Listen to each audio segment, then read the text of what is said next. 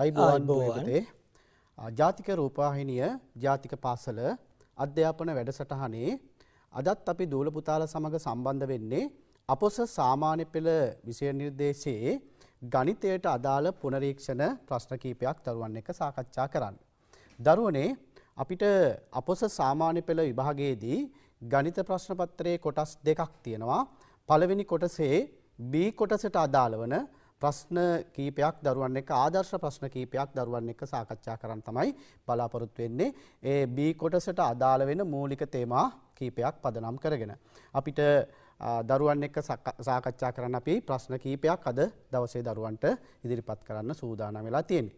අපි එහෙමනම් දරුවනේ බලමු කොහොමද B කොටසේ ප්‍රශ්න සමග සම්බන්ධ.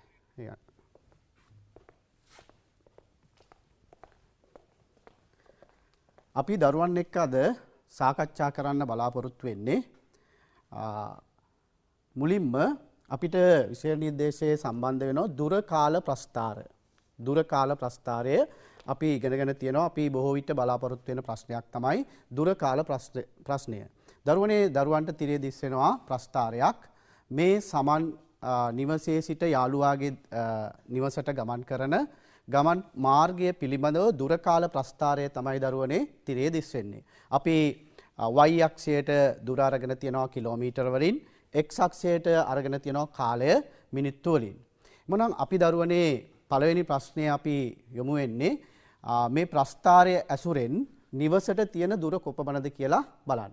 එතකොට දරුවන්ට ප්‍රස්ථාරය දිස් වුණාට පස්සේ තේනවා බිඳුවෙන් පටන් ගන්න අපි A දක්වා ගිහිල්ලා ඊට පස්සේ ප්‍රස්ථාරය B දක්වා ගිහිල්ලා C දක්වා ගිහිල්ලා තියෙනවා. එhmenan දරුවනේ අපිට බලන්න y අක්ෂයේ උපරිමම ගිහිල්ලා තියෙන්නේ අපි 60 දක්වා. කිලෝමීටර් 60 දක්වා. මේ ගමන අපි විස්තර කරොත් ඒ සිට තප්පර මිනිත්තු 20ක කාලයක් අපි ගමන් කරලා තියෙනවා. ඊට පස්සේ මිනිත්තු 20 ඉඳලා 40 දක්වා කාලයක් කිසියම් සිද්ධියකට භාජනය වෙලා තියෙනවා. ඊට පස්සේ ආපහු මිනිත්තු 50ක් ගමන් කරලා තියෙනවා. එhmenan දරුවනේ අපි මේ නිවසේ සිට බිඳුවෙන් පටන් ගත්තට පස්සේ අපි 60 දක්වා ගිහිල්ලා තියෙනවා.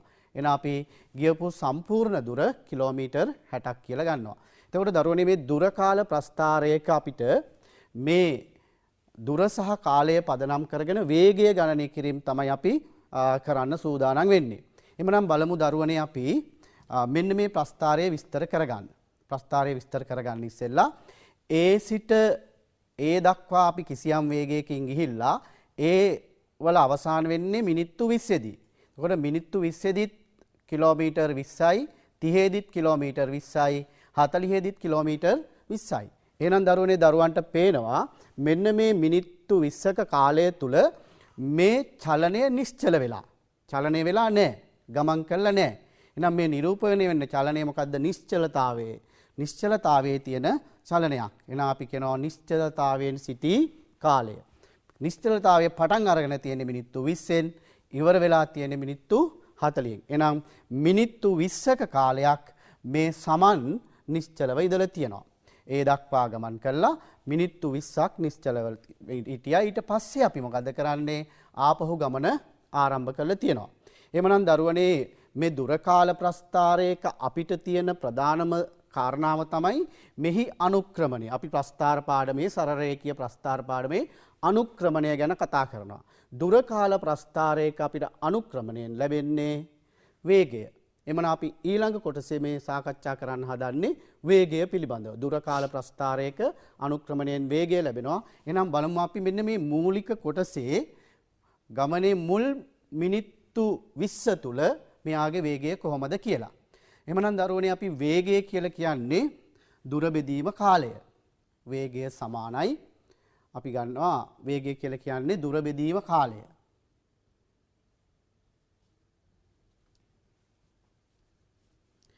වේගය ගන්න පුළුවන් අපිට දුර බෙදනවා කාලයෙන්. කාලය. එමනම් දරුවනේ මීට අදාළ දුර අපිට දීලා තියෙනවා මෙන්න 20යි කියලා. කිලෝමීටර් 20යි. මෙන්න මේ කොටසට අදාළ දුර කිලෝමීටර් 20යි. එමනම් කාලය මෙන්න මේක දුර වෙද්දී කාලය වෙන්නේ මෙතන ඉඳලා මෙතෙන්ට. එහෙමනම් මේකට අදාළ කාලය අපිට දීලා තියෙන්නේ හැබැයි දරුවනේ කාලය දීලා තියෙන්නේ අපිට මිනිත්තු වලින් කාලය දීලා තියෙන්නේ මිනිත්තු වලින්. අපිට මේ දුර දීලා තියෙන්නේ කිලෝමීටර් කාලය අපි පැය කරගන්න ඕන. එහෙනම් මෙන්න මේ මිනිත්තු 20 කියන එක අපි මිනිත්තු 20 කියන එක අපි මිනිත්තු 20 බෙදනවා 60න්. ඇයි මේ 60න් බෙදුවේ? අපිට වේගය දීලා තියෙන්නේ පැයට කිලෝමීටර නිසා අපි අනිවාර්යයෙන්ම කාලයත් අපි පැය බවට පත් කර ගන්න ඕනේ. එතකොට දරුවන්ට පේනවා 20 වරක් 1යි 20 වරක් 3යි.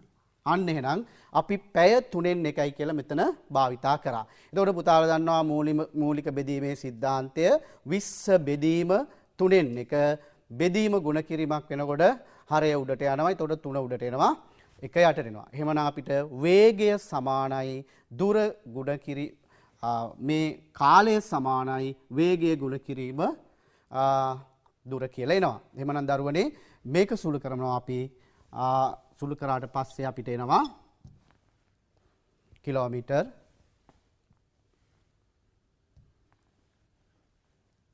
පැයට කිලෝමීටර් 60ක වේගයෙන් ගමන් කරලා තියෙනවා. එහෙමනම් දරුවනේ අපි මේ භාවිතා කරේ වේගය ගණනය කිරීම වේගය සමානයි දුර බෙදීම කාලය දුර බෙදීම කාලයෙන් අපිට ආවා වේගය සමානයි පැයට කිලෝමීටර් 60ක් කියලා. එහෙමනම් දරුවනේ ඔන්න දුර කාල ප්‍රස්ථාරයේ මම දරුවත් එක සාකච්ඡා කරේ වේගයක් කොහොමද ගණනය කරන්න කියලා x අක්ෂය සහ y අක්ෂය පදනම් කරගෙන.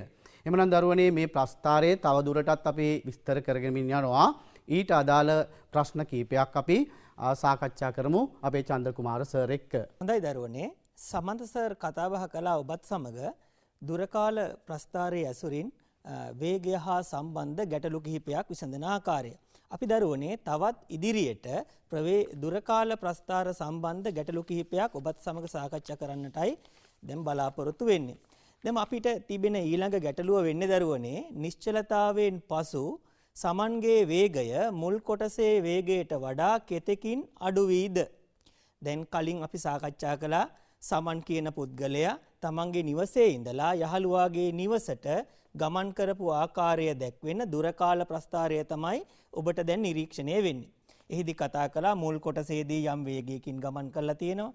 නැවත නිශ්චලතාවයේ ඉඳලා යලිත් වරක් යම්කිසි වේගයකින් යහළුවාගේ නිවස කරා ගමන් කරලා තියෙනවා. දැන් ඔබට පැහැදිලි ඇති දරුවනේ මේ දුර කාල ප්‍රස්ථාරය සැලකිල්ලට ගත්තාම මුල් කොටසේ තියෙන රේඛාවේ ආනතියට වඩා BC කොටසේ ආනතිය වෙනස්. ඒ කියන්නේ එකිනෙකට වෙනස් වේගයන් දෙකක් තමයි දරුවනේ ඒ අවස්ථාවවලදී පෙන්눔 කරන්නේ. දැන් එතකොට අපින් අහලා තියෙන දරුවනේ මුල් කොටසේ ගමන් කළ වේගයට වඩා දෙවන අවස්ථාවේදී වේගය කොතෙකින් අඩු වෙලා තියෙනවද කියන කරුණ. අපි දරුවනේ එහෙනම් මේ සඳහා BC කොටස තුල රේඛා ඛණ්ඩයෙන් නිරූපණය වන ප්‍රස්ථාර කොටසේදී සමන්ගේ වේගය මුලින්ම ගණනය කරගත යුතුයි.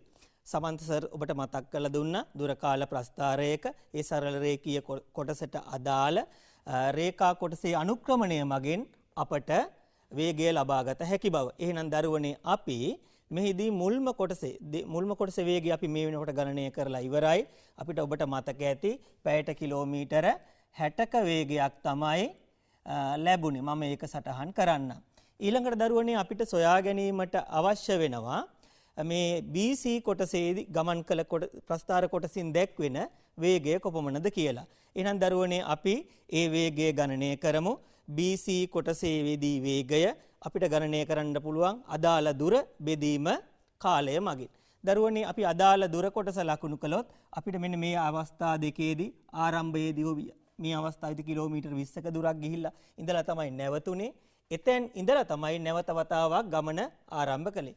ගමන අවසන් කරනකොට දරුවනේ දුර ප්‍රමාණය අපිට මෙන්න මේ කොටස මගින් ගණනය කරගත හැකි. ඒ අනුව අපිට ලැබෙනවා කිලෝමීටර් 60න් කිලෝමීටර 20ක් අඩු කළ විට ඔහු ගමන් කළ දුර ප්‍රමාණය කිලෝමීටර 40ක් බව. දරුවනේ එම කොටසට අදාළ වන කාලය වෙන්නේ නිශ්චලතාවය අවසන් වන විට ඔහු මිනිත්තු 40ක කාලයක් අරගෙන තිබෙනවා. නමුත් ගමන ආරම්භ කරලා නැවත මිනිත්තු 90 දක්වා ගමන් කරලා තියෙනවා. ඒ අනුව දරුවනේ අපිට පැහැදිලි ඔහු BC කොටසේදී කියන්නේ නැවතී සිට නැවත ගමන් ආරම්භ කරලා ගමන් කරපු කාලය වෙන්නේ මිනිත්තු 50ක් වෙනවා. අපි ඒක ලියමු. මේ අනුව දරුවනේ නම් අපිට දැන් පුළුවන් මීට අදාළව දුර කාල ප්‍රස්ථාරයේ ඒ අදාළ සම්බන්ධතාවයන් භාවිතා කරලා අදාළ වේගය ගණනය කරන්න. අපි දන්නවා දුර කිලෝමීටර් 40යි අපිට වේගය කාලය ලැබුණේ මිනිත්තු 50යි. සමන්ත සර් කලිනුත් පැහැදිලි කරා ඔබට මතක ඇති මිනිත්තු වලින් දැක්වෙන කාලයක් පැය බවට පරිවර්තනය කිරීම සඳහා 60න් බෙදිය යුතු බව. මේ අනුව අපිට මේ භාගය සුළු කර විට 6න් 5යි කියලා ලැබෙනවා පැය ප්‍රමාණය. ඔබ දන්නවා බෙදීමේ මූලික સિદ્ધාන්ත කලිනුත් මතක් කරා. මේ අනුව දරුවනේ සම්පූර්ණ සංඛ්‍යාවක් භාගයෙන් බෙදෙනකොට බෙදීම වෙනුවට අපිට පුළුවන් දරුවනේ අදාළ භාගයේ පරස්පරයෙන් සංඛ්‍යාව ගුණ කරන්න. මේ අනුව අපිට සුළු කිරීම කරන්නට පුළුවන්. සුළු කළ විට අපිට පිළිතුර ලැබෙනවා දරුවනේ අදාළ වේගය ලෙස පැයට කිලෝමීටර අපි ගණනය කරමු 5ට 5 වරක් 1යි 40ට 5 වරක් 8යි 8 වරක් 6 පැයට කිලෝමීටර 48යි. ඔබ දන්නවා කලින් ගමන් කළ වේගයට වඩා මේ වේගය තරමක් අඩු වෙලා තියෙනවා. දැන් අපෙන් අහන්නේ නිශ්චලතාවයෙන් පසු සමන්ගේ වේගය මුල් කොටසේ වේගයට වඩා කොතකින් අඩු වෙලා තියෙනවද කියන කරුණ. අපි මේ සඳහා දරුවනේ මුල් වේගයෙන් අඩු කළ යුතු වෙනවා. දෙවන කොටසේදී ගමන් කළ වේගය මේ අනුව පැයට කිලෝමීටර් 60න් පැයට කිලෝමීටර් 48ක් අඩු කළ යුතුයි. එවිට අපිට පිළිතුරු ලෙස ලබා ගන්නට පුළුවන් පැයට කිලෝමීටර 12ක වේගයක්. හොඳයි දරුවනේ මේත් එක්කම අපි ඊළඟ කොටසට යමු. ඊළඟ කොටසෙන් අපෙන් අහන ප්‍රශ්නය වෙන්නේ දරුවනේ මුල් කොටසේ ගමන් කළ වේගයෙන් නොනැවතී ගමන් කළේ නම් ඊට අදාළ දුර කාල වක්‍රය ඉහත ප්‍රස්ථාරයේම ඇඳ මේ ප්‍රස්ථාරය ලෙස නිවැරදි වෙන්නට ඕනේ. ඇඳ ගමනට ගත වන කාලය දැනට වඩා කොතෙකින් අඩු වෙන්නේ දැයි සොයන්න. දරුවනේ එතකොට අපිට කියනවා සමන් කියන පුද්ගලයා මුලින් ගමන් කළ වේගයෙන්ම නොනැවතී ගමන් කළේ නම් දැන් අපිට කලින් පැහැදිලි කරා නිශ්චලතාවයේ ඉඳලා තමයි නැවත ගමන ආරම්භ කළේ.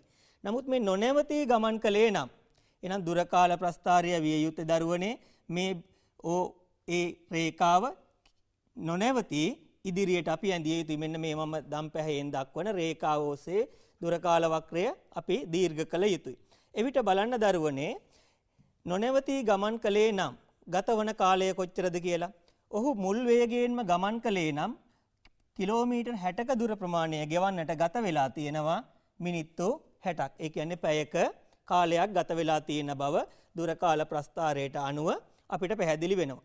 බලන්න දරුවනේ නමුත් අර නැවතී සිට ගමන් කිරීමේදී ඔහුට මිනිත්තු 30ක කාලයක් ගත වෙලා තියෙනවා.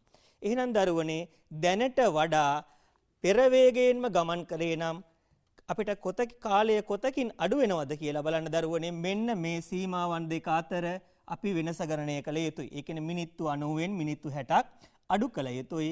ඒ අනුව දරුවනේ අපිට ලැබෙනවා පෙර වේගයෙන්ම ගමන් කළේ නම් දැනට වඩා කෙතකින් කාලය අඩු වෙනවද කියන කාරණාව අපිට ලැබෙනවා පිළිතුර විදියට මිනිත්තු 30ක කාලයක්.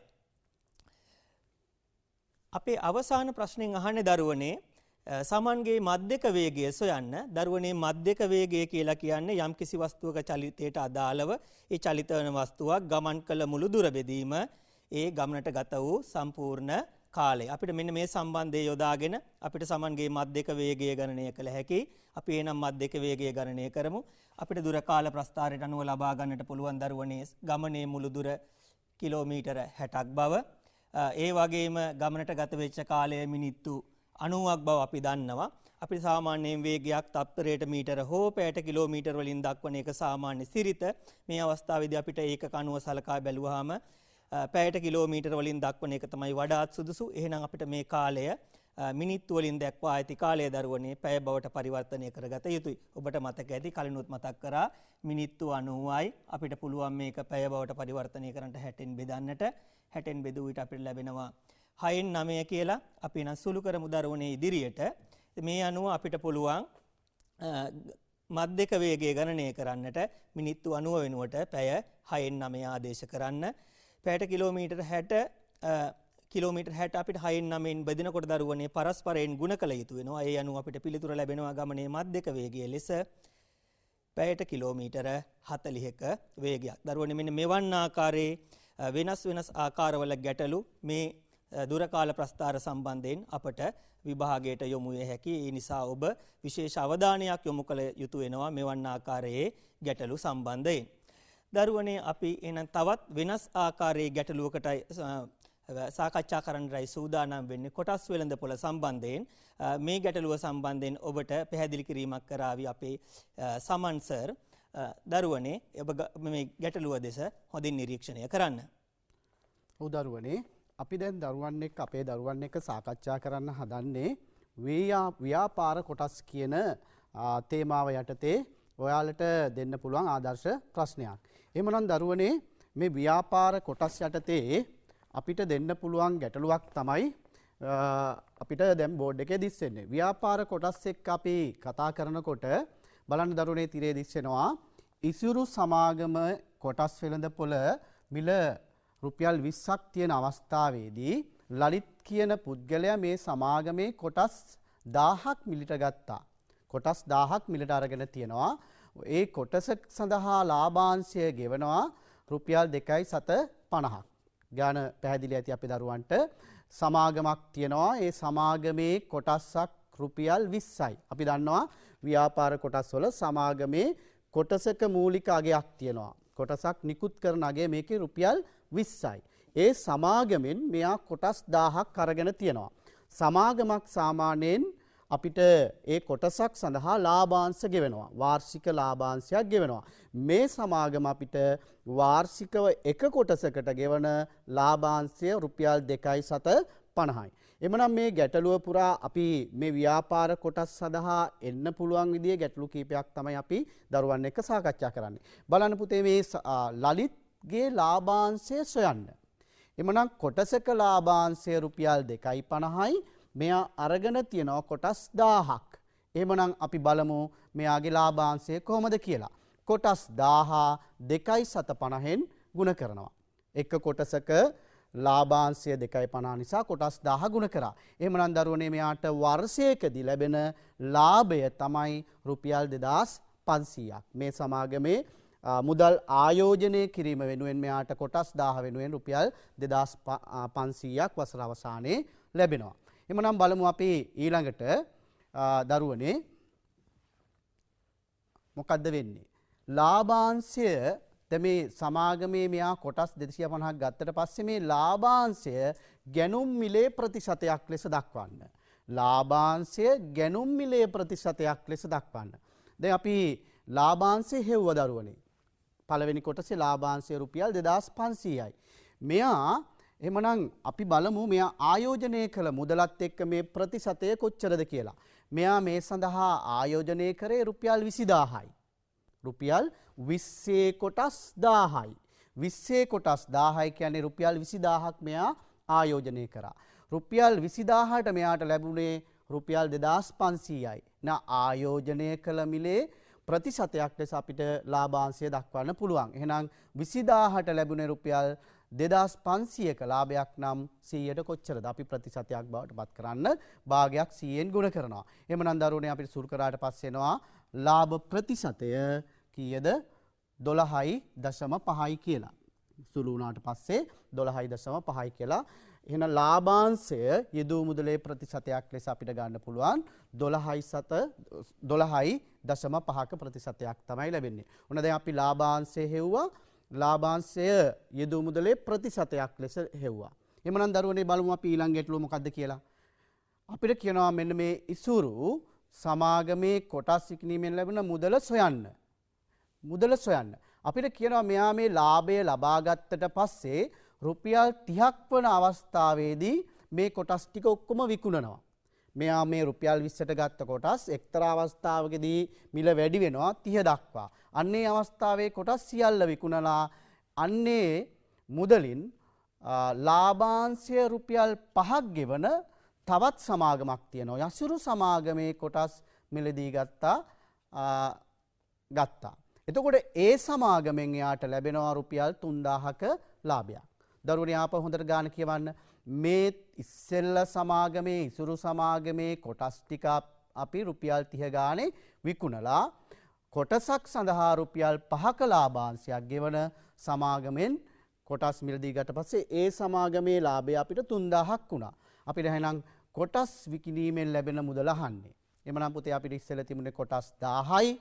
කොටස් 1000 විකුණන්නේ රුපියල් 30 ගානේ. එහෙනම් 1000 ගුණ කිරීම 30 තමයි කොටස් විකිණීමෙන් ලද මුදල අපිට එනවා දරුවනේ රුපියල් 30000යි කියලා. එහෙනම් අපිට මෙන්න දෙවෙනි සමාගමේ අපි කොටස් මේ පළවෙනි සමාගමේ කොටස් ටික විකුණනට පස්සේ රුපියල් 30000ක් ලැබුණා.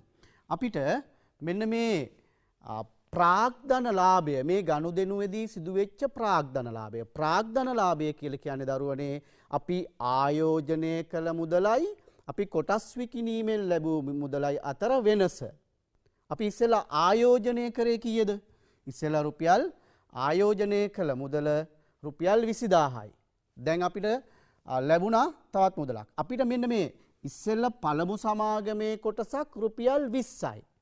දෙවෙනි සමාගමේ කොටසක් රුපියල් 10යි. අපිට මෙන්න මේ 10 කියලා එන්නේ පුතේ එක කොටසක් සඳහා ප්‍රාග්ධන ලාභය. කොටසක ප්‍රාග්ධන ලාභය තමයි මේ රුපියල් 10 වෙන්නේ. කොහොමද 10 ලැබෙන්නේ? මුලින් කොටසක් රුපියල් 20යි, දෙවනුව කොටසක් රුපියල් 30යි. එහෙනම් 30 අඩු කිරීම 20 අපිට එනවා රුපියල් 10යි. කොටස් 1000යිනේ. එහෙනම් ප්‍රාග්ධන ලාභය මොකද්ද වෙන්නේ? රුපියල් අපිට එනවා 10 ගුණ කිරීම 1000 රුපියල් 10000ක් කියලා. ප්‍රාග්ධන ලාභය කොටස් විකිණීමෙන් ලැබූ අමතර මුදල. ඔන්න පුතේ අපි ප්‍රාග්ධන ලාභය මේ විදිහට සෙව්වා. අපි බලමු එහෙනම් යසුරු සමාගමේ කොටස්වල වෙළඳපොළ මිල. යසුරු සමාගමේ වෙළඳපොළ මිල සොයන්න අපි බලමු කොහොමද චන්ද්‍රකුමාර සර් මේ යසුරු සමාගමේ කොටසක වෙළඳපොළ මිල සාකච්ඡා කරන්න කියලා. හොඳයි සමන්ත සර්. දැන් අපේ දරුවෝ දන්නවා මේ කොටස් වෙළඳපොළ ආශ්‍රිත ගැටලුව හුඟක් වෙලාවට හැම අවුරුද්දකම වගේ අපිට විභාගයට ලැබෙන ගැටලුවක්. ඉතින් ඒකේ විවිධ අවස්ථාවන් තියෙනවා. ඒක අවස්ථාවකට අදාළ ගැටලුවක් තමයි මේ අපි සාකච්ඡා කරමින් සිටින්නේ.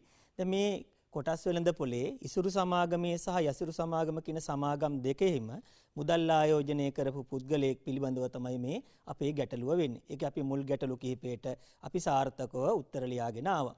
ඉතින් දරුවනේ අපින් අහන ප්‍රශ්නය තමයි සමාගමේ කොටසක වෙළඳපොළ මුල 30ක් වන අවස්ථාවක ලලිත් සමාසතු කොටස් සියල්ල විකුණාලත් මුදලින් වාර්ෂික ලාභාංශය රුපියල් 5ක් ගෙවන යසිරු සමාගමේ කොටස් මිලදී ගත්තේය. ඉන් ලැබූ ලාභය රුපියල් 310කි. ඉතින් දරුවනේ මේ කොටස් වෙළඳපොළ ආශ්‍රිත ගණනය කිරීම කරනකොට අපිට යම් යම් සම්බන්ධතා ගොඩනගා ගන්නට වෙනවා. මිලදී ගත්ත කොටස් ගණන, ලාභාංශය වගේ දේවල් සම්බන්ධයෙන්. දැන් මෙහිදී දරුවනේ අපෙන් අහන්නේ යසිරු සමාගමේ කොටසක වෙළඳපොළ මිල සොයන්න. කොටසක වෙළඳපොළ මිල සම්බන්ධ වෙන්නේ දරුවනේ හුඟක් වෙලාවට අපිට ආයෝජිත මුදලත් එක්ක. දැන් ආයෝජිත මුදල සමාන වෙනවා කොටස් ගණන ගුණ කිරීම කොටසක වෙළඳපොළ මිල කියන සම්බන්ධය. එහෙනම් දරුවනේ අපිට මේ කොටසක වෙළඳපොළ මිල හොයාගන්න අපිට සිද්ධ වෙනවා ආයෝජිත මුදල බෙදන්නට ඕනේ කොටස් ගණනින්. දැන් අපි ආයෝජිත මුදල කලින් ගණනය කරා. කොටසක් රුපියල් 30 ගානේ විකුණලා කොටස් 1000ක් විකුණලා ඒ මුදල තමයි අපි මේ සමාගමේ දෙවන සමාගමේ ආයෝජනය කරන්නේ. දැන් සමන්ත සර් ඊට අදාළ ගණනය කිරීම කළා. ඔබට මතක ඇති මම ඕනනම් පැත්තකින් ලියන්නම් දරුවනේ ඒ අදාළ මුදල රුපියල් කීයද 30000යි යසිරු සමාගමේ ආයෝජිත මුදල වෙන්නේ.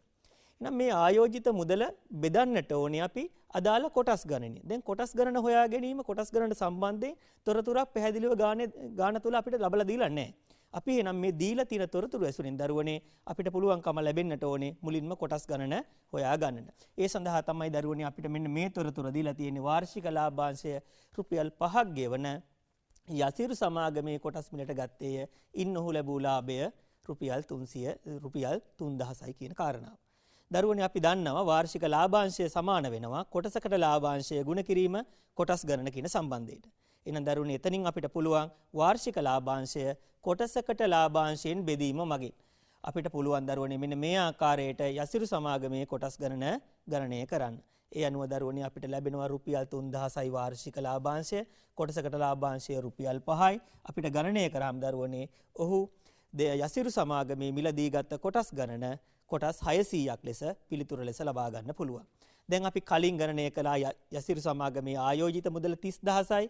අපිට දැන් මිලදී ගත කොටස් ගණන තියෙනවා. එහෙනම් දරුවනේ අපිට පුළුවන් කොටසක වෙළඳපොළ මිල සොයන්න. කොහොමද කොටසක වෙළඳපොළ මිල සොයන්නේ? ආයෝජිත මුදල බෙදීම කොටස් ගණන කියන සම්බන්ධයෙන්. එහෙනම් දරුවනේ මේ අනුව අපිට පැහැදිලි රුපියල් 30000 රුපියල් කොටස් 600න් බෙදන්නට ඕනේ. ඒ අනුව කොටසක වෙළඳ පොළ මිල විදියට රුපියල් 50ක් අපිට පිළිතුර ලෙස ලැබෙනවා.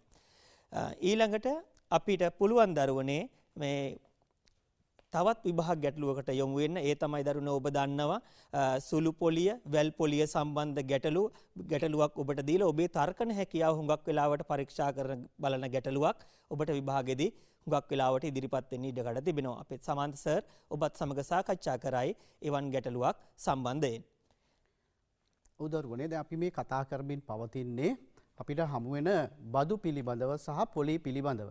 අපිට බොහෝ විට පළවෙනි ප්‍රශ්න පත්‍රයේ B කොටසට ප්‍රතිශත කියන තේමාව යටතේ ඉදිරිපත් කරන පොලි වර්ග සහ බදු වර්ග. බදු වර්ග අපි දන්නවා දරුවනේ කොටස් දෙකක් තියෙනවා. ඍජු බදු සහ වක්‍ර බදු අපි දරුවන් එක්ක සාකච්ඡා කරලා තියෙනවා කලින් පාඩම්වලදී. අද ඒ ආශ්‍රිතව ගැටලු කීපයක් අපි සුළු පොලිය සහ බදු පදනම් කරගෙන තමයි දරුවන් එක්ක සාකච්ඡා කරන්න හදන්නේ. බොහෝ විට අපිට ප්‍රශ්න පත්‍රයට එකතු වෙන ගැටලුවක්. බලන්න දරුවනේ දැන් අපිට ප්‍රශ්නයක් යොමු වෙලා තියෙනවා සුළු පොලිය හා සම්බන්ධ. 108ක වාර්ෂික සුළු පොලියක් තියෙන යටතේ අපි අරගෙන තියෙනවා රුපියල් 40000ක් ණයටගත් උෂාන් එම ණය මුදල වසර 3කින් ගෙවා නිම කරයි. වසර 3කට පොලිය අහන්නේ.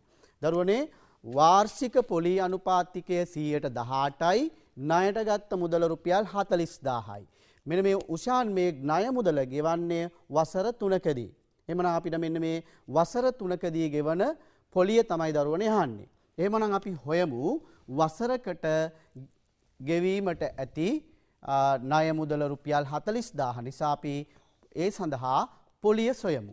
පොලිය හොයන්න පුතේ අපි 118යි 18ක පොලියක් නිසා රුපියල් 100ක් ණයට ගත්තොත් එයා රුපියල් 18ක පොලියක් ගෙවන්න ඕන.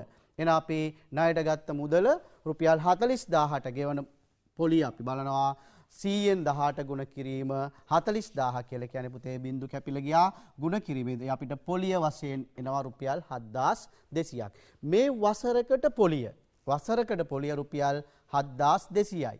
අපිට ඕන දරුවනේ වසරකට පොලිය නෙමෙයි වසර 3කට පොලිය.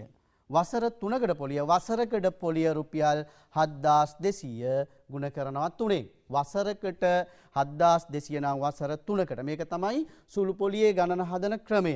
වසරකට පොලිය හොයනවා ඒක වසර ගාණෙන් ගුණ කරාට පස්සේ මුළු පොලිය මුදල ලැබෙනවා. මේ අවස්ථාවේදී පුතේ අපිට මුළු පොලිය මුදල එනවා රුපියල් 21600ක පොලියක්. ඊළඟට අපි බලමු මොකද්ද මේ ණයෙන් නිදහස් වීමට ගෙවිය යුතු මුළු මුදල. අපි දරුවනේ ගත්තේ රුපියල් 40000යි. අපිට පොලිය ගියා රුපියල් 21600ක්. එහෙනම් ණය මුදලට පොලිය අපි එකතු කරමු. ණය මුදලට පොලිය එකතු කරාට පස්සේ 40000ට 21000ක් එකතු කරනවා. දරුවනේ අපිට එනවා 62600යි. ණයට ගත්තේ රුපියල් 40000යි. පොලිය 21600යි. එන වසර 3 අවසානයේ අපි ණයෙන් නිදහස් වීමට රුපියල් 62600ක් ගෙවන්න ඕන. ඔන්න පුතේ අපි දරුවන් එක්ක සාකච්ඡා කරා සුළු පොලිය හා සම්බන්ධ ගැටලුවක්. එතකොට දරුවනේ අපිට තව මේක දීර්ඝ කරනවා අපි මෙම ණය මුදල. ඒ කියන්නේ රුපියල් 40000 වාර්ෂික වැල් පොලිය අනුපාතිකය වැල් පොලිය. අපි ඉස්සෙල්ලා ගන්න එකේ සුළු පොලිය. දැන් මේක වැල් පොලියට අපි මූල්‍ය ආයතනයක තැන්පත් කරනවා. තැන්පත් කරයි වසර 3ක් අවසානයේදී ලබා ඇති ලාභය සොයන්න. මේ ණයට ගත්ත රුපියල් 40000 අපි වැල් පොලිය. අපි පොලිය දන්නවා සුළු පොලිය වැල් පොලිය. එහෙනම් මේ වැල් පොලිය හීනවන ශේෂය. ඕ ක්‍රම තුන තමයි අපිට අපෝස සාමාන්‍ය පෙළ විෂය නිර්දේශය දෙන්න පුළුවන් පොලි වර්ග තුන. එහෙමනම් දරුවනේ අපි මේකේ වැල් පොලිය ගණනය කරනවා. එතකොට මේකේ තේරුම තමයි අපි රුපියල් 100ක් ණයට ගත්තොත් වසරක් අවසානයේදී ගෙවන්න ඕන 118යි. රුපියල් 100ට පොලිය රුපියල් 18 නිසා 100යි 18යි 118ක් ගෙවන්න ඕන. 100ක් ගත්තොත් වසරක් අවසානයේ අපි 118ක් පොලිය වශයෙන් ගෙවන්න ඕන. එහෙනම් අපි බලනවා 40000කට පොලිය. මේ එන්නේ 40000කට පොලියත් එක්ක වසර අවසානයේ ගෙවන්න ඕන මුළු මුදල. මේ 40000ට රුපියල් 118 ගානේ ගෙවන්න ඕන අවසාන මුදල තමයි මේ පුතේ අහන්නේ. වැල් පොලිය ගණනය කරන ආකාරය. එමුනම් වසරකට ගෙවන්න ඕන මුදල මෙන්න 100න් 118 එක වසරයි.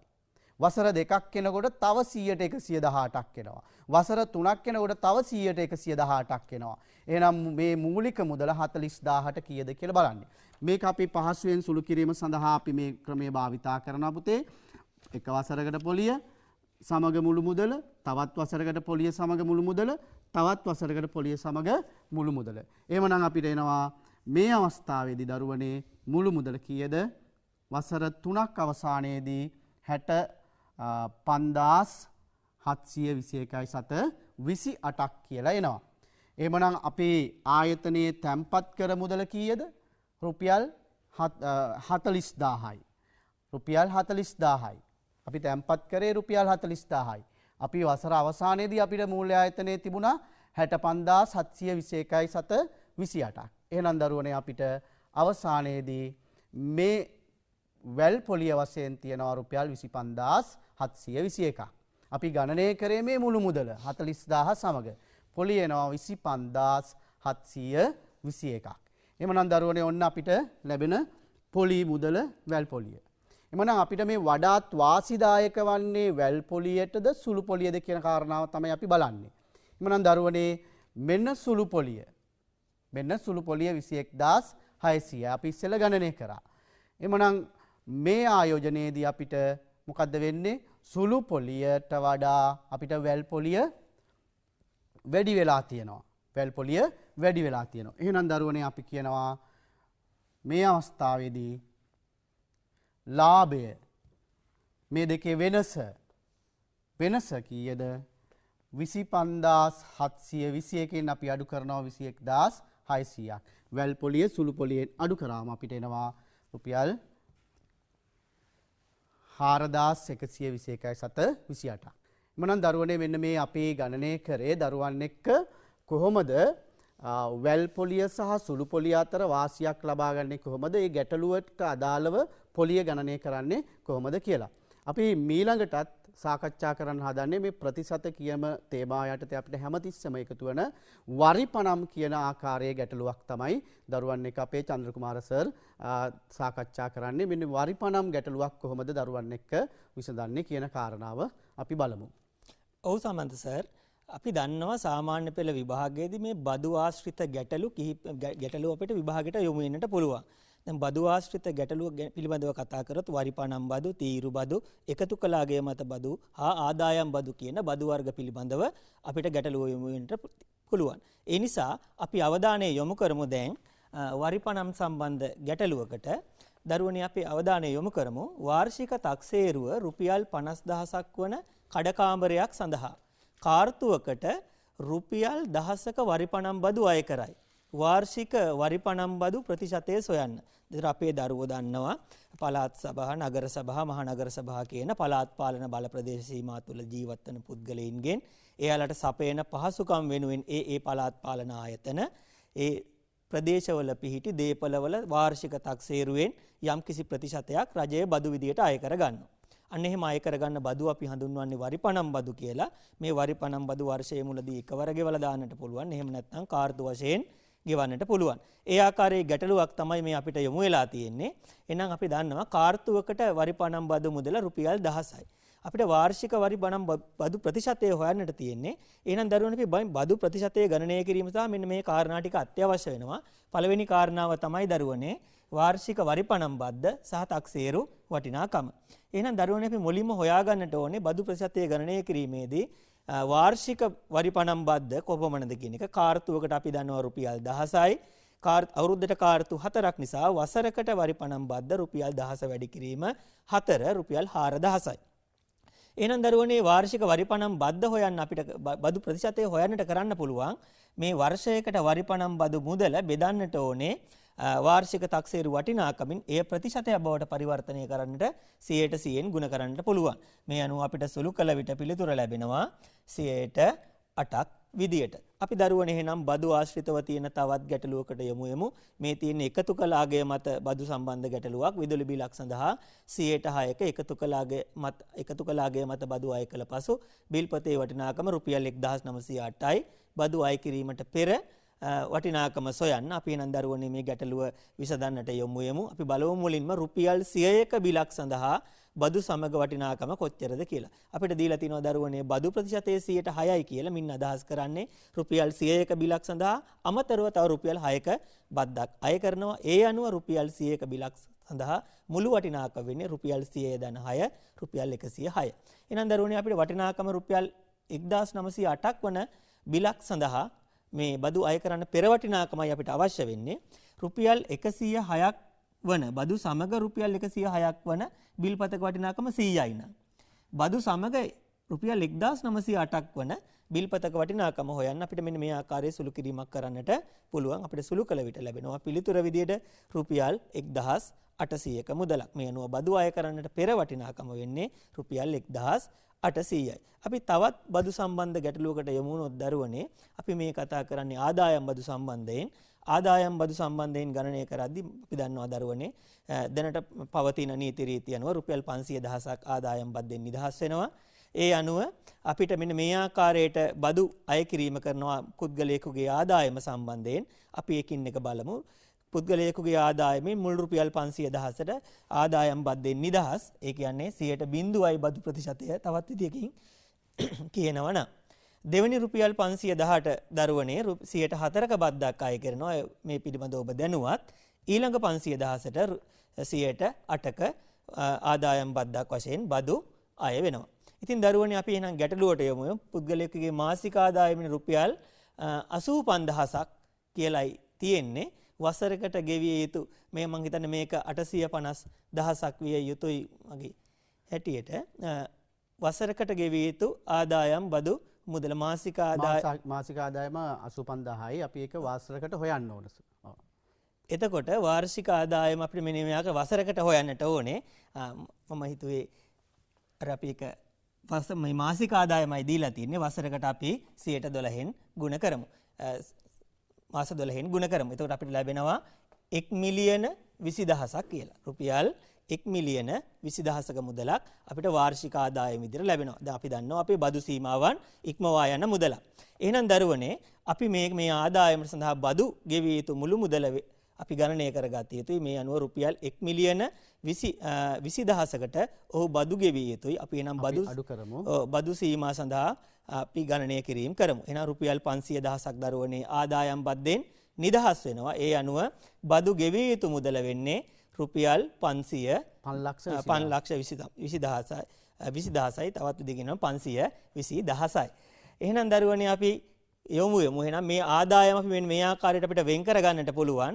රුපියල් 500,000 කොටස් වලට වෙන් කරලා ඉතිරි මුදල අපිට ලියා ගන්නට පුළුවන්. 1,20,000යි කියලා කියන්නේ මම හිතන්නේ ලක්ෂ 10කුත් තවත් රුපියල් 20,000ක් ලක්ෂ 5 කාණ්ඩ වලට කැදුවොත් 500,000 කොටස් දෙකකොත් රුපියල් 20,000 කොටසකුත් ආදී වශයෙන්. මේකෙදි දරුවනේ මුල් කොටස සඳහා ආදායම් බද්දෙන් නිදහස් 0.0යි බදු ප්‍රතිශතය. අර ඔබට කලින් පැහැදිලි කළ වගුවට අනුව දෙවන රුපියල් 510ට 104කොත් ඉතිරි මුදල සඳහා අපිට දැන් අයවිය යුතු වෙන්නේ 8ක බදු ප්‍රතිශතයකොත් වශයෙන්. මේ අනුව දරුවනේ අපිට බද්ද ගණනය කරන්න පුළුවන්. 4 බැගින් බදු මුදල සමානයි 4 ගුණ කිරීම 500,000 අපිට පිළිතුරු ලෙස ලැබෙනවා රුපියල් 20,000ක මුදල. ඒ වගේම 8 බැගින් බදු මුදල අපිට ගණනය කරන්න පුළුවන් 8 ගුණ කිරීම ඉතිරි මුදල රුපියල් 20,000 අපිට 8න් ගුණ කළ විට රුපියල් 1,600ක මුදලක් අපිට පිළිතුරු විදියට ලැබෙනවා. එහෙනම් මේ අනුව දරුවනේ අපි මුල් බදු මුදල ගෙවිය යුතු මුළු බදු මුදල විදියට රුපියල් 20,000 ධන රුපියල් 1,600 රුපියල් 21,600ක මුදලක් ඔහු රජයට ආදායම් බදු විදියට ගෙවිය යුතු වෙනවා. හොඳයි දරුවනේ අපි එහෙනම් බදු සම්බන්ධ ගැටලු සාකච්ඡා කරා. ඒ වගේම තවත් අපිට විභාගෙදී අනිවාර්ය ගැටලුවක් විදියට බොහෝ වෙලාවට භාගමය සංකල්ප සම්බන්ධ ආශ්‍රිත ගැටලුවකට මුහුණ දෙන්නට සිද්ධ වෙනවා. සමන්ත සර් ඔබත් සමග සාකච්ඡා කරાવી එවන් භාග ආශ්‍රිත ගැටලුවක්. සමන්ත සර් දරුවනේ අපි ළඟට සාකච්ඡා කරන්නේ දරුවන් එක්ක භාග හා සම්බන්ධ ගැටලුවක්. අපිට බොහෝ විට B කොටසේ පළවෙනි ප්‍රශ්නය හෝ දෙවෙනි ප්‍රශ්නය භාග හා සම්බන්ධ ගැටලුවක් තමයි තියෙන්නේ. අපි සරල ගැටලුවක් තෝරගත්ත දරුවන් එක්ක සාකච්ඡා කරන්න. එක්තරා පාසලක පුස්තකාලයේ පොත්වලින් 4න් 3ක් සිංහල මාධ්‍ය පොත් වේ. ඉතිරියෙන් 5න් 3ක් ඉංග්‍රීසි මාධ්‍ය පොත් වේ. සිංහල මාධ්‍ය පොත් හැර ඉතිරි පොත් ප්‍රමාණය මුළු ප්‍රමාණයේ භාගයක් ලෙස ලියන්න. අපි දරුවන් බලන්න ගැටලුව වෙන ආපු සැරයක් පුස්තකාලයේ තියෙන පොත්වලින් 4න් 3ක් සිංහල මාධ්‍ය. 4න් 3ක් සිංහල මාධ්‍ය නම් අපි අහන්නේ සිංහල මාධ්‍ය හැර ඉතුරු පොත් ප්‍රමාණය. ඉතිරි පොත් ප්‍රමාණය අපි සම්පූර්ණ පොත් ප්‍රමාණය 1යි කියලා සලකලා 4න් 3ක් අඩු කරනවා. දරුවනේ භාග අඩු කිරීම 1යි කියලා කියන්නේ 4න් 4යි. 4න් 4න් 3ක් අඩු කරන්න අපිට එහෙනම් සිංහල මාධ්‍ය හැර ඉතුරු පොත් ප්‍රමාණය 4න් 1ක් කියලා මුළු පොත් ප්‍රමාණයේ භාගයක් ලෙස ලැබෙනවා. ඔන්න එමනම් අපිට සිංහල මාධ්‍යයේ 4න් 3 අයින් කරාට පස්සේ 4න් 1ක් තියෙන්නේ ඉතිරි මාධ්‍යවල පොත්. එමනම් දරුවනේ අපි ඊළඟට බලනවා ඉංග්‍රීසි මාධ්‍ය පොත් ප්‍රමාණය මුළු ප්‍රමාණයෙන් භාගයක් ලෙස ලියන්න.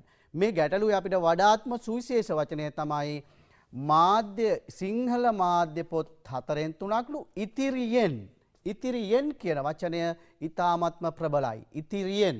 එමනම් පුතේ ඉතිරි ප්‍රමාණය අපි හෙව්වා 4න් 1යි. 4න් 1න් 3න් 2 5න් 3ක් තමයි ඉංග්‍රීසි මාධ්‍ය පොත්. එහෙනම් ඉංග්‍රීසි මාධ්‍ය පොත් වෙන්නේ 4න් 1න් 4න් 3ක්. පුතාලා දන්නවා ගණිත කර්මය අල්නයනෙන් කියන්නේ බෙදීම, ගුණ කිරීම. අල්නයනෙන් කියන්නේ ගුණ කිරීම. 1 වරක් 3 3යි, 4 වරක් 5 20යි. එහෙනම් ඉංග්‍රීසි මාධ්‍ය පොත් ප්‍රමාණය එනවා දරුවනේ 20න් 3ක් කියලා. ඉංග්‍රීසි සිංහල මාධ්‍ය පොත් 4න් 3යි, ඉංග්‍රීසි මාධ්‍ය පොත් ඉතිරියෙන් 4න් 1න් 5න් 3ක් කියන්නේ 20න් 3යි. එමනම් දරුවනේ අපි ඊළඟ කොටසට යනවා මේ ගැටලුවේ. ඊළඟ කොටසට අපිට කියන්නේ සිංහල මාධ්‍ය හා ඉංග්‍රීසි මාධ්‍ය පොත් ප්‍රමාණය මුළු පොත් ප්‍රමාණයේ භාගයක් ලෙස ලියන්න. අපිට ගැටලුවේ දුන්න සිංහල මාධ්‍ය පොත් 4න් 3යි, සිංහල මාධ්‍ය පොත් 4න් 3යි, ඉංග්‍රීසි මාධ්‍ය පොත් 20න් 3යි අපි කියලා හෙව්වා. එහෙනම් මේ මාධ්‍ය දෙකේම පොත් 4න් 3 එකතු කිරීම 20න් 3. එහෙනම් පුතේ අපි හරය සමාන කරගෙන මේක එකතු කරනවා. හරය සමාන කරගන්න 5න් ගුණ කරනවා 4න් 3, 5 වරක් ගුණ කරාට පස්සේ 5 වරක් 5 20යි 15යි. හරය සමාන කරන්න 20න් ගුණ කරා. එහෙනම් දරුවනේ අපිට එනවා කීයද? 20න් 18ක් කියලා එනවා. 20න් 18ක්. මේ තියෙන්නේ ඉංග්‍රීසි මාධ්‍ය සහ සිංහල මාධ්‍ය පොත් ප්‍රමාණය මුළු ප්‍රමාණයෙන් භාගයක් ලෙස ගත්තම 20න් 18ක්. නවුන අපි සිංහල මාධ්‍ය පොත් වලින් ඉංග්‍රීසි මාධ්‍ය පොත් හෙව්වා මුළු ප්‍රමාණයම හෙව්වා.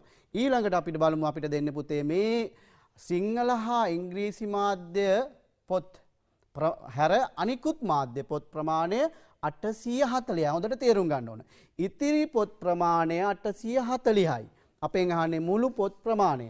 අපිට මේ ඉතිරි පොත් ප්‍රමාණය දෙන්නේ දරුවනේ ඉස්සෙල්ලා හොයාගත්ත ප්‍රමාණයෙන් ඉතිරි පොත් ප්‍රමාණය හොයන අපිට මෙන්න මුළු පොත් ප්‍රමාණය 1යි, සිංහල සහ ඉංග්‍රීසි 20න් 18යි. එහෙනම් 20න් 18ක් අඩු කරාම අපිට එනවා ඉතිරි පොත් ප්‍රමාණය. අපිට මේ මුළු පොත් ප්‍රමාණය හොයන්න මේ ඉතිරි පොත් ප්‍රමාණයේ භාගය අනිවාර්යයෙන්ම අවශ්‍ය වෙනවා. එහෙනම් මෙන්න මේ 20න් 2 කියන්නේ දරුවනේ කීයද? 20න් 2 කියන්නේ 840යි. මේ 20න් 2 හොයාගත්තේ අපිට 800 කියනක ප්‍රමාණව 840 ප්‍රමාණාත්මක තියෙනවා. ඒකේ භාගය හොයාගත්තා. එහෙනම් පුතේ 20න් 2ක් 840යි. 20න් 2ක් 840යි. එහෙනම් අපි මුළු ප්‍රමාණය හොයන්න අපි 20න් 1ක් ගනිමු. 20න් 1ක් ගනිමු අපි. 20න් 2ක් 840 නම් 20න් 1ක් හොයන්න 840 බෙදනවා 2කින්. 840 2කින් බෙදුවම අපිට එනවා 420ක්. එමනම් දරුවනේ අපිට ඕන මුළු පොත් ප්‍රමාණයනේ. මුළු පොත් ප්‍රමාණය කියලා කියන්නේ 20න් 20යි. මුළු පොත් ප්‍රමාණය කියලා කියන්නේ 20න්. 20න් 1ක් 420 නම් මුළු පොත් ප්‍රමාණය 20න් ගුණ කරනවා අපි පුතේ. 20න් ගුණ කරාම මුළු පොත් ප්‍රමාණය එනවා 8400ක් කියලා. ඔන්න දරුවනේ අපි මේ භාග ගානක් පියවර වශයෙන් විහිදීගෙන යන ආකාරය තමයි දරුවන් එක්ක සාකච්ඡා කරේ. එhmenan දරුවනේ ඔන්න අපි අද දවසේ දරුවන් එක්ක සාකච්ඡා කරන්න උත්සාහ කරේ ගණිත ප්‍රශ්න පත්‍රයේට පළවෙනි කොටසේ B කොටසට අදාළ වෙන ආදර්ශ ප්‍රශ්න කීපයක් තමයි භාග ප්‍රතිශත සහ දුර කාල ප්‍රස්ථාර පදනම් කරගෙන සාකච්ඡා කරේ අද දවසේ දරුවන් එක්ක. අපිට මේ විදිහටම මේ පුනරීක්ෂණ පාඩම් මාලාව ඉදිරියේදී අපි දරුවන් එක්ක සාකච්ඡා කරනවා ආදර්ශ ප්‍රශ්න කීපයක් සමග. එමනම් මේ අද සාකච්ඡා කර ගැටලු දරුවන්ගේ අපොස සාමාන්‍ය විභාගයට ඉතාමත්ම වැදගත් වන ආදර්ශ ප්‍රශ්න කීපයක් තමයි අපි සාකච්ඡා කරේ. තව දුරටත් අපි දරුවන් එක්ක අපේ ජාතික රූපවාහිනී ජාතික පාසල වැඩසටහනෙන් ඉදිරියේදී හමු වන බලාපොරොත්තුවෙන් අදට දරුවන්ගෙන් අපි සමුගන්නවා. සියලුම දූ පුතාට සුබ අනාගතයක් ප්‍රාර්ථනා කරමි.